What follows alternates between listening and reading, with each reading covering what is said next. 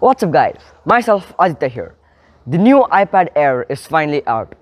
I'm quite excited about it. This iPad Air beats the iPad Pro. This thing starts at $599 and it gives pretty much everything that the iPad Pro does. So without wasting any time, let us start in the unboxing. So this is the iPad guys. So there's a giveaway for this also. Please make sure you enter the description. Yes, this is the iPad Air.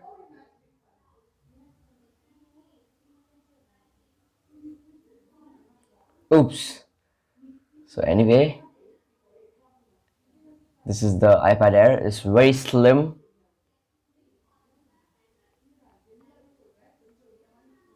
Next up, they give this designed by California, as well as Apple stickers,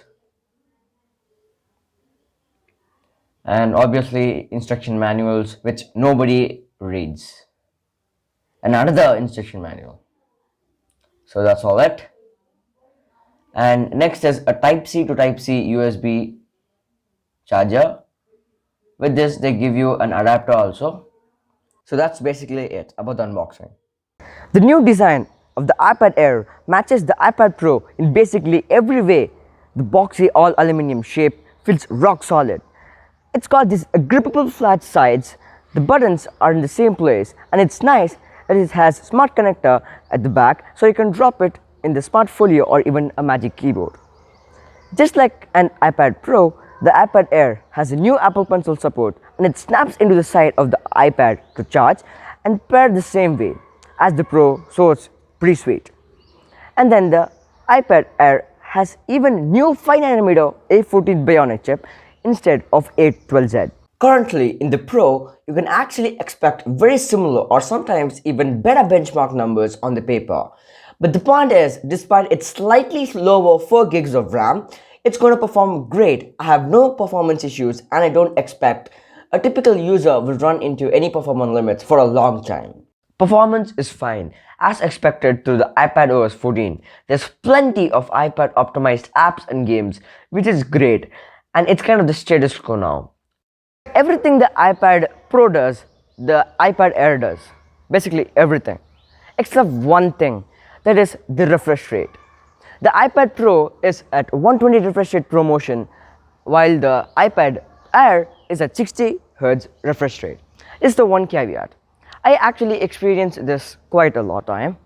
Actually, battery life is potentially even better on this iPad Air because it never has to reach the 120 Hz and it needs the 60 Hz just chilling and with the more efficiency 5nm A14 chip.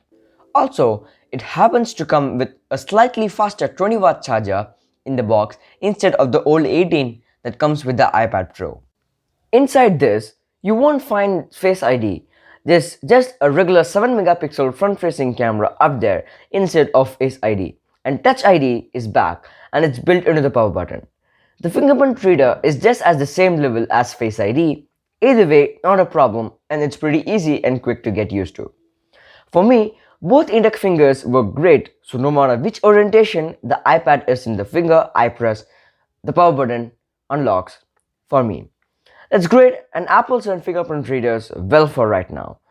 This one is fast and accurate, only a little bit of friction. For on the back, iPad Air literally gets the same 12-megapixel primary camera as the iPad Pro. But you'll note, it's just a single camera by itself. No flash, no ultra-wide, no LiDAR. But if you think, how often do you need an ultra-wide, a LiDAR, or even a flash for your tablet photography? I'd say pretty much never. So all these things missing mean nothing for most people. I maintain the most common use of iPad cameras should be document scanning and FaceTime calls. And these cameras here are more than good enough for that. Now, I'm going to tell you the difference between the iPad Pro and the iPad Air and which one you should pick. So you should pick the iPad Pro over the Air if you want the ultra-wide camera or the LiDAR, if you want high refresh rate 120Hz ProMotion or a bigger iPad, because the bigger 13-inch iPad Pro is available and the iPad Air only comes in 11-inch or 10.9-inch.